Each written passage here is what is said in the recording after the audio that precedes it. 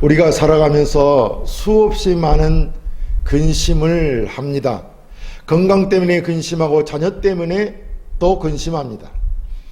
그리고 경제적인 어려움 때문에도 근심하고 인간관계 때문에 근심하고 미래의 불안 때문에 근심하기도 합니다. 오늘날은 근심이 아무튼 많은 시대입니다.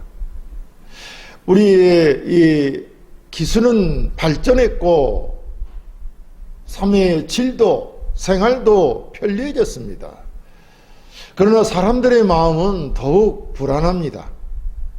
웃음은 많아졌지만 사실 평안은 적습니다. 물질은 풍성해졌지만 영혼은 메말라가고 있는 것이 현실입니다. 그래서 사람들은 근심을 없애려고 여행을 가기도 하고 운동을 하기도 하고 또 취미생활을 하기도 합니다. 그뿐만이 아니라 맛있는 음식을 먹고 사람들을 만나고 여러 가지 이러한 채우지 못한 마음을 채우려고 노력하고 있습니다. 그러나 잠시 우리는 잊을 뿐 근심은 또다시 찾아옵니다. 그런데 오늘 본문은 우리의 생각과 전혀 다른 말씀을 합니다. 또 무슨 이 모든 근심이 나쁜 것은 아니라는 것을 우리는 알아야 됩니다. 이 근심이 위대한 창작물을 만들어내기도 하고 또 여러 가지 우리를 살리는 일들을 하게 한다는 것입니다. 그러니까 어떤 근심은 우리를 살리고 또 해결을 하게 합니다. 어떤 근심은 우리를 구원으로 인도하기도 하는 것입니다. 반대로 어떤 근심은 우리를 하나님에게서 멀어지게 합니다. 절망하게 하고 결국은 사망에 이르게 합니다. 오늘 바울은 이 두 가지 근심을 말합니다. 하나는 세상 근심이요, 또 하나는 하나님의 뜻대로 하는 근심이라고 말합니다. 이 두 근심은 겉으로 보기에는 비슷합니다. 둘 다 눈물을 흘리고 둘 다 괴롭습니다. 둘 다 후회합니다.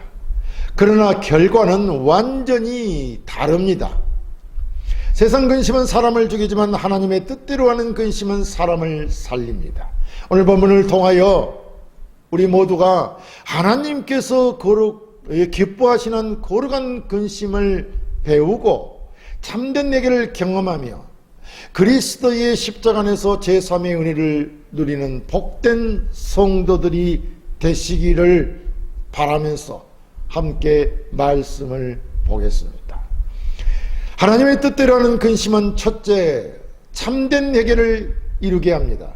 본문 8, 10절에 그러므로 내가 편지로 너희를 근심하게 한 것을 후회하였으나 지금은 후회하지 아니함은 그 편지가 너희로 잠시만 근심하게 한 줄을 암이라. 내가 지금 기뻐함은 너희로 근심하게 한 까닭이 아니오 도리어 너희가 근심함으로 회개함에 이르는 까닭이라. 너희가 하나님의 뜻대로 근심하게 된 것은 우리에게서 아무 해도 받지 않게 하려 함이라. 하나님의 뜻대로 하는 근심은 후회할 것이 없는 구원에 이르게 하는 해결을 이루는 것이요, 세상 근심은 사망을 이루는 것이니라 라고 하였습니다. 그러니까 참된 하나님의 뜻대로 하는 근심은 참된 해결을 이루게 한다는 것입니다. 자, 바울은 먼저 자신이 보낸 편지 때문에 고린도 교회가 근심하게 되었음을 말합니다. 그리고 여기서 말하는 편지는 고린도 교회의 죄를 엄하게 책망했던 편지입니다. 고린도 교회에는 음행이 있었고 분쟁이 있었고 교만함이 있었습니다. 또 거짓 교사들이 교회를 흔들고 있었습니다. 바울은 그들을 사랑했기에 죄를 예면하지 않았습니다. 사랑은 죄를 묵인하는 것이 아닙니다. 사랑은 죄에서 돌이키게 하는 것입니다. 잠시 그들이 아파할 것을 알면서도 바울은 편지를 보냈습니다. 처음에는 바울도 마음이 아팠습니다. 혹시 너무 심하게 말한 것은 아닐까? 혹시 상처만 준 것은 아닐까? 이런 마음이 있었습니다. 그러나 디도가 돌아와 고린도 교회의 소식을 전했습니다. 그들은 화를 낸 것이 아니었습니다. 바울을 미워한 것도 아니었습니다. 그들은 하나님의 말씀 앞에서 울었습니다. 자신들의 죄를 깨달았고 그래서 그들은 회개했습니다.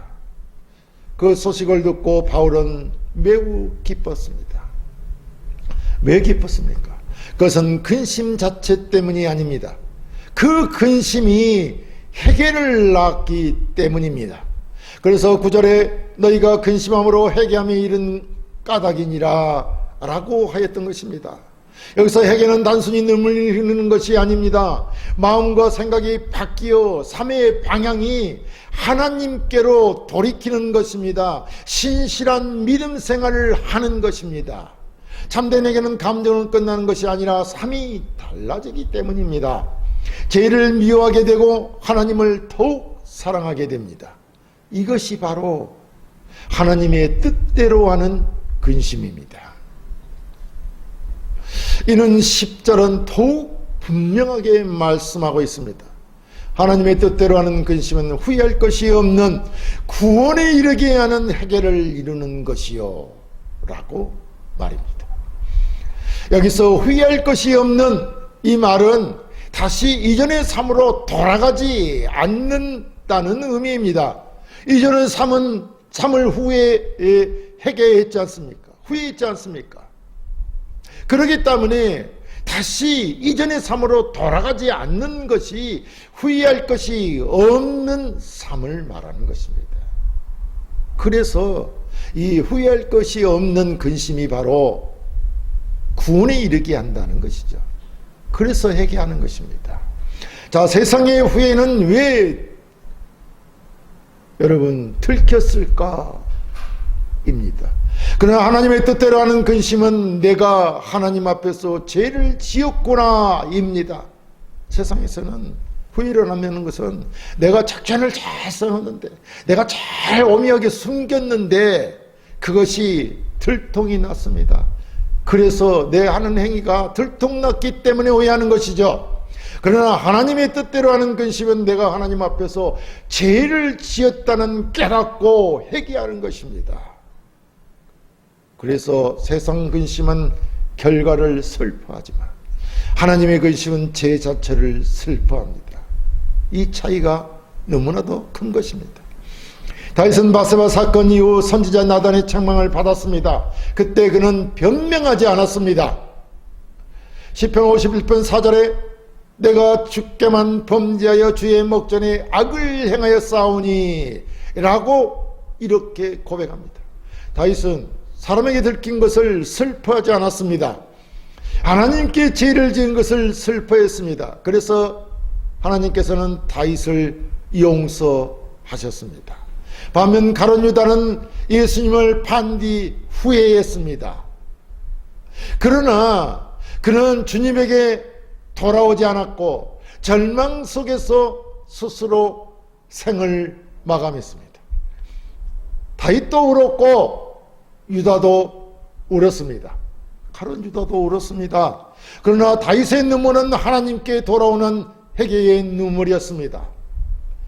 하지만 유다의 눈물은 자기 절망에 갇힌 눈물이었습니다. 그래서 자살한 것이 아니겠습니까? 이것이 세상 근심과 하나님의 근심의 차이입니다. 성도 여러분, 우리도 죄를 지을 수 있습니다. 실수도 할 수 있고 넘어질 수도 있습니다. 그러나 중요한 것은 죄를 지었느냐가 아니라 죄를 지은 후 어디로 가느냐입니다. 하나님께 나아가는 사람이 바로 은혜를 받은 사람이요, 십자가 앞으로 나가는 사람이 용서를 받는 것입니다. 예수 그리스도의 보혈은 지금도 모든 죄를 깨끗하게 하십니다. 요한일서 1장 9절은 약속하고 있습니다. 만일 우리가 우리 죄를 자백하면 그는 미쁘시고 의로우사 우리 죄를 사하시며 우리를 모든 불의에서 깨끗하게 하실 것이요. 바로 이것이 하나님의 뜻대로 하는 근심입니다. 죄 때문에 울지만 결국 십자가 앞에서 웃게 되는 근심입니다. 우리의 눈물을 구원의 기쁨으로 바꾸시는 하나님을 바라보고 십자가 앞으로 나아가시기를 바랍니다. 하나님의 뜻대로 하는 근심은 둘째, 거룩한 삶의 변화를 가져옵니다. 본문 11절에 보라 하나님의 뜻대로 하게 된 이 근심이 너희로 얼마나 간절하게 하며 얼마나 변증하게 하며 얼마나 분하게 하며 얼마나 더럽게 하며 얼마나 사모하게 하며 얼마나 열심히 있게 하며 얼마나 벌하게 하였는가. 너희가 그 일에 대하여 일체 너희 자신의 깨끗함을 나타냈느니라 라고 했습니다. 참된 회개는 눈물에서 끝나지 않습니다. 참된 회개는 삶을 변화시키는 것입니다. 많은 사람들이 죄를 지은 후 눈물을 흘립니다. 그러나 며칠 지나면 다시 같은 죄를 반복합니다. 이것은 감정의 변화일 수는 있어도 성경이 말하는 회개는 아닌 것입니다. 성경이 말하는 회개는 삶의 방향이 바뀌는 것입니다. 마음이 바뀌고 생각이 바뀌고 행동이 바뀌는 것입니다. 그래서 바울은 고린도 성도들의 변화를 보고 크게 기뻐했습니다. 이 한 절에는 참된 회개의 열매가 7가지나 기록되어 있습니다. 이것은 회개한 사람의 삶이 얼마나 달라지는지를 보여줍니다. 먼저 간절하게 하며 라고 말씀합니다. 여기서 간절함은 문제를 빨리 해결하는 진지한 마음입니다. 죄를 가볍게 여기지 않습니다. 죄를 미루지 않습니다. 그래서 하나님 앞에 나와 죄를 빨리 해결하려는 것입니다. 하나님과 관계를 속히 회복하기를 원하는 것입니다. 죄를 품고 사는 것이 괴롭습니다. 죄를 해결받지 못하는 것이 괴롭다는 말입니다. 그래서 죄를 해결받는 것이 가장 우리에게 큰 소원이 되는 것입니다. 이것이 하나님께서 기뻐하시는 마음입니다. 다음은 변증하게 하며 라고 있습니다. 이 말씀은 자기 죄를 변명한다는 뜻이 아닙니다. 오히려 공동체 앞에서 자신의 진실함을 증명하려는 태도입니다. 잘못을 감추려 하지 않습니다. 빛 가운데 나오려고 합니다. 주님께서 요한복음 3장 21절에서 악을 행하는 자는 빛을 미워하지만 진리를 따르는 자는 빛으로 나온다고 말씀하였습니다. 회개한 사람은 숨지 않습니다. 하나님 앞으로 나옵니다. 다음은 붕괴하며입니다. 여러분 무엇에 분노하십니까? 다른 사람에게 분노하는 것이 아닙니다. 자신의 죄를 향한 거룩한 분노인 것입니다. 전에는 죄를 즐겼습니다. 이제는 죄를 미워합니다. 제가 하나님을 기쁘시게 했다는 사실 때문에 마음이 아픕니다. 제가 그리스도를 십자가에 못 박았다는 사실을 생각하면 죄를 사랑할 수가 없습니다. 다음은 두렵게 하며입니다. 여기서 말하는 두려움은 심판에 대한 공포만이 아닙니다. 하나님을 경외하는 마음입니다. 잠언 9장 10절은 여호와를 경외하는 것이 지혜의 근본이요 라고 말씀합니다. 참된 회개는 하나님을 더욱 경외하게 만듭니다. 죄를 두려워하는 사람이 아니라 하나님을 두려워하는 사람이 됩니다. 하나님을 사랑하기 때문에 죄를 멀리하게 됩니다. 다음은 사모게 하며입니다. 고린도 성도들은 바울과의 관계가 회복되기를 간절히 원했습니다. 더 나아가 하나님과 더욱 가까워지기를 사모했습니다. 죄는 하나님과 사람 사이를 멀어지게 합니다. 그러나 회개는 하나님과의 관계를 회복시킵니다. 시편 42편에서 시인은 하나님이여 사슴이 시냇물을 찾기에 갈급함같이 내 영혼이 주를 찾기에 갈급하나이다 라고 말합니다. 회개한 사람의 마음에는 하나님을 향한 갈망이 생깁니다. 예배가 회복되고 기도가 회복됩니다. 말씀을 사랑하게 됩니다. 이것이 은혜입니다. 다음은 열심히 있게 하며입니다. 회개는 게으름을 버리게 합니다. 신앙생활은 억지로 하는 의무가 아닙니다. 감사로 드리는 헌신인 것입니다. 에베소서 2장 10절은 우리를 선한 일을 위하여 지은 제 지으심을 받은 자라고 말씀합니다. 구원은 행위로 받지 않습니다. 그러나 구원받은 사람은 반드시 선한 열매를 맺습니다. 하나님 앞에 헌신함으로 선한 열매를 맺는 것입니다. 갈비는 믿음만이 우리를 의롭게 하지만 의롭게 하는 믿음은 결코 홀로 있지 않다고 말씀합니다. 참된 믿음은 반드시 삶의 열매를 맺습니다. 마지막으로 벌하게 하며입니다. 이 말은 죄를 단호히 처리하는 것을 의미합니다. 죄와 타협하지도 죄를 방치하지도 않고 죄를 끊어냅니다. 예수님께서도 마태복음 5장 29, 30절에서 죄를 끊는 결단을 매우 강하게 말씀하셨습니다. 물론 문자적으로 신체를 해치려는 뜻이 아닙니다. 죄를 방치하지 말라는 말씀입니다.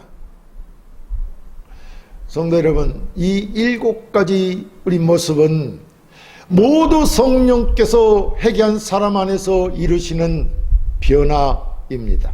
우리는 자신의 힘으로 거룩해질 수 없습니다. 죄를 이길 수도 없습니다. 그러나 십자가에서 우리를 위하여 피 흘리신 예수 그리스도께서 성령을 보내서 우리의 마음을 새롭게 하십니다. 에스겔 36장 26, 27절에서 하나님은 약속하셨습니다. 뭐라고 말씀하셨느냐 하면 또 새 영을 너희 속에 두고 새 마음을 너희에게 주되 또 내 영을 너희 속에 두어 너희로 내 율례를 행하게 하리니 이라고 말씀했습니다. 이것이 새 언약의 은혜입니다. 하나님께서 우리 안에 새 영을 두시고 성령께서 우리 안에 계시면서 우리가 하나님의 말씀을 행하게 하신다는 것입니다. 하나님은 죄인을 용서만 하시는 분이 아니라는 것입니다. 우리 안에 오신 성령 하나님께서 새 사람으로 변화시키시는 분이라는 말입니다. 여러분, 삭개오를 보십시오. 그는 세리장이었습니다. 돈을 사랑했고 욕심이 많았습니다. 그러나 예수님을 만난 후 완전히 달라졌습니다. 예수님께서 삭개오를 찾아오셔서 그를 변화시켰습니다. 누가복음 18장 8절에 그는 말합니다. 내 소유의 절반을 가난한 자들에게 주겠사오며 만일 누구의 것을 속여 빼앗은 일이 있으면 네 갑절이나 갚겠나이다. 예수님께서는 삭개오의 이 말을 들으시고 선언하셨습니다. 오늘 구원이 이 집에 이르렀으니. 여러분, 무엇보다도 먼저 구원이었습니다. 그리고 변화가 뒤따랐습니다. 변화가 구원을 만든 것이 아닙니다. 구원이 변화를 낳았다는 말입니다. 우리도 마찬가지입니다. 예수님의 십자가를 믿음으로 의롭다함을 받습니다. 그리고 성령께서 우리의 삶을 조금씩 거룩하게 변화시키십니다. 그러므로 회개는 한 번으로 끝나는 사건이 아니라 평생 계속되는 은혜의 과정입니다. 성도 여러분, 오늘 우리 자신을 돌아보십시오. 혹시 죄를 쉽게 생각하고 있지는 않습니까? 오늘 하나님께서는 우리에게 참된 회개를 원하십니다. 참된 회개는 반드시 거룩한 열매를 맺습니다. 가정이 달라집니다. 말이 달라지고 예배가 달라집니다. 기도가 달라집니다. 돈을 사랑하는 방법이 달라지고 사람을 대하는 태도가 달라집니다. 교회를 사랑하는 마음이 달라집니다. 그것이 하나님의 뜻대로 하는 근심이 맺는 아름다운 열매입니다. 하나님의 뜻대로 하는 근심은 셋째, 교회와 성도에게 참된 위로와 기쁨을 가져옵니다. 본문 12, 13절에 그런즉 내가 너희에게 쓴 것은 그 불의를 행한 자를 위한 것도 아니요 그 불의를 당한 자를 위한 것도 아니요 오직 우리를 위한 너희의 간절함이 하나님 앞에서 너희에게 나타나게 하려 함이로다. 이로 말미암아 우리가 위로를 받았고 우리가 받은 위로 이에 디도의 기쁨으로 우리가 더욱 많이 기뻐하면 그의 마음이 너희 무리로 말미암아 안심함을 얻었습니다 라고 하였습니다. 오늘 본문의 마지막 이 부분에서 바울은 매우 따뜻한 목자의 마음을 보여주고 있습니다. 바울은 고린도 교회를 책망하기 위해 편지를 쓴 것이 아닙니다. 그들을 정죄하려고 편지를 보낸 것도 아니고 그들의 부끄럽게 만들려는 것도 아니었습니다. 여기서 바울은 편지의 목적을 분명히 밝힙니다. 그의 관심은 한 사람의 잘잘못을 따지는 것이 아니었습니다. 그의 관심은 교회 전체가 하나님 앞에서 바로 서는 것이었습니다. 교회 전체가 모든 성도들이 하나님 앞에 바로 서는 것이었습니다. 당시 고린도 교회는 심각한 갈등 가운데 있었습니다. 거짓 사도들은 바울의 사도권을 무너뜨리려고 했습니다. 성도들은 서로 나뉘었습니다. 죄를 가볍게 여기는 분위기도 있었습니다. 바울은 이런 모습을 보고 그냥 지나칠 수 없었습니다. 왜냐하면 교회는 사람의 모임이 아니라 그리스도의 몸이기 때문입니다. 교회는 예수 그리스도께서 자신의 피로 사신 공동체입니다. 사도행전 20장 28절은 하나님이 자기 피로 사신 교회를 보살피게 하셨느니라 라고 말씀합니다. 교회는 너무나 귀합니다. 그래서 교회의 죄도 귀하게 다뤄야 합니다. 죄를 덮어두는 것이 사랑이 아닙니다. 죄를 드러내어 회개하는 것이 참 사랑인 것입니다. 히브리서 12장 6절은 이렇게 말씀합니다. 주께서 그 사랑하시는 자를 징계하시고 사랑하는 자를 징계하신다는 것입니다. 징계는 미움의 표시가 아니라 그렇다면 사랑의 표시가 아닙니까? 사랑의 증거인 것입니다. 부모가 자녀를 사랑하기 때문에 잘못을 바로잡듯이 하나님도 사랑하는 자녀를 징계하십니다. 바울도 바로 그 하나님의 마음으로 고린도 교회를 권면했습니다. 처음에는 그들이 마음 아파했습니다. 그러나 그 눈물은 절망으로 끝나지 않았습니다. 회개가 되었고 회개는 용서가 되었습니다. 그리고 용서는 위로가 되었으며 위로는 기쁨이 되었습니다. 13절에서는 이로 말미암아 우리가 위로를 받았고 라고 하였는데 여기에서 위로라는 말은 단순한 감정적인 이안이 아닙니다. 하나님께서 가까이 오셔서 힘을 주시고 새롭게 하시는 은혜를 의미하는 것입니다. 이 위로는 하나님께서 가까이 오셔서 우리와 함께 하시면서 힘을 주시고 새롭게 하신다는 은혜를 말한다는 것입니다.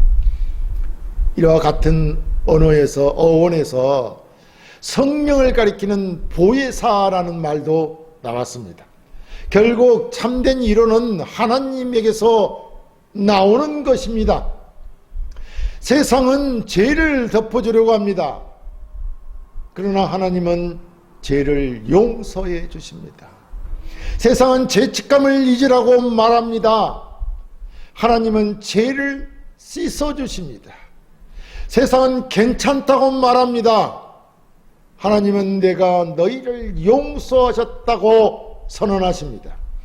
이것이 복음인 것입니다. 예수님께서는 십자가에서 우리의 죄를 대신 담당하셨습니다. 이사야 53장 5절은 그가 찔리면 우리의 허물 때문이요 그가 상하면 우리의 죄악 때문이라고 말씀합니다. 우리의 근심을 대신 지셨습니다. 우리의 죄를 대신 담당하셨습니다. 우리의 심판을 대신 받으셨습니다. 그래서 십자가 앞에 나오는 사람은 참된 위로를 얻게 되는 것입니다. 죄가 없어져서가 아닙니다. 죄가 용서받았기 때문입니다. 정죄가 은혜로 바뀌었기 때문이라는 것입니다. 이것이 하나님의 일호입니다. 성도 여러분, 성경을 보면 이와 같은 일이 반복해서 나타납니다. 베드로를 보십시오. 그는 예수님을 3번이나 부인했습니다. 닭 울음소리를 듣고 밖에 나가 심히 베드로는 통곡했습니다. 그 눈물은 세상의 근심이 아니었습니다. 하나님의 뜻대로 하는 근심이었습니다. 부활하신 예수님께서는 갈릴리에서 베드로를 찾아오셨습니다. 그리고 3번이나 물으셨습니다. 네가 나를 사랑하느냐? 예수님은 베드로를 정죄하지 않으셨습니다. 회복시켜 주셨습니다. 그리고 다시 사명을 맡기셨습니다. 뭐라고 했습니까? 내 양을 먹이라. 참된에게는 사명을 잃게 하지 않습니다. 오히려 사명을 회복하게 합니다. 다윗도 마찬가지였습니다. 철저히 회개한 후 시편 51편 12절에서 이렇게 기도합니다. 주의 구원의 즐거움을 내게 회복시켜 주시고, 죄는 기쁨을 빼앗습니다. 회개는 기쁨을 회복시켜 주십니다. 죄는 공동체를 무너뜨리지만 회개는 공동체를 세웁니다. 죄는 하나님과 멀어지게 합니다. 회개는 하나님께 가까이 가게 합니다. 그래서 회개는 슬픔으로 끝나는 것이 아니라 기쁨으로 완성됩니다. 오늘날 교회가 세상보다 더 거룩해 하는 이유도 바로 여기에 있습니다. 교회는 죄가 없는 사람들이 모인 것이 아닙니다. 죄를 용서받은 사람들이 모인 것입니다. 그러므로 우리는 서로를 정죄하기보다 회개하도록 도와야 합니다. 회개하는 사람을 품어주어야 합니다. 용서해야 합니다. 위로해야 합니다. 바울이 고린도 교회를 사랑했던 것처럼 우리도 교회를 사랑해야 합니다. 예수님께서 우리를 끝까지 사랑하신 것처럼 우리도 서로 사랑해야 합니다. 성도 여러분, 혹시 오늘도 마음속에 해결하지 않는 죄가 있습니까? 사람에게는 숨길 수 있을지 모릅니다. 그러나 하나님 앞에서는 숨길 수 없습니다. 십자가 앞으로 나오십시오. 두려워하지 마십시오. 하나님께서는 회개하는 죄인을 결코 예면하지 않으십니다. 요한복음 6장 37절에서 주님은 약속하셨습니다. 내게 오는 자는 내가 결코 내쫓지 아니하리라.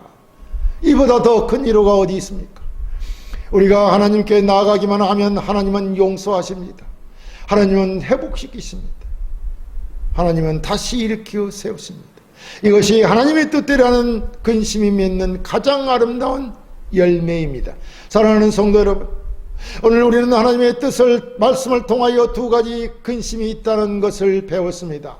하나는 세상의 근심을 말하는 것이고 하나는 하나님의 뜻대로 하는 근심입니다. 세상의 근심은 자신만을 바라보고 절망에 이르게 하지만 하나님의 뜻대로 하는 근심은 하나님을 바라보게 합니다. 그래서 회개하게 하고 구원에 이르게 하며 삶을 변화시키고 마침내 위로와 기쁨을 누리게 합니다. 우리 모두는 죄입니다. 그러므로 회개는 특별한 사람만 하는 것이 아닙니다. 회개는 하나님의 자녀가 평생 살아가는 삶의 모습입니다. 그러나 우리의 회개가 우리를 구원하는 것은 아니라는 것도 우리는 알고 있습니다. 오직 예수 그리스도의 십자가만이 우리를 구원합니다. 우리는 회개함으로 구원을 얻은 것이 아니라 십자가를 믿는 믿음으로 의롭다함을 받고 참된 믿음을 가진 사람에게는 반드시 하나님의 뜻대로 하는 회개가 나타나는 것입니다.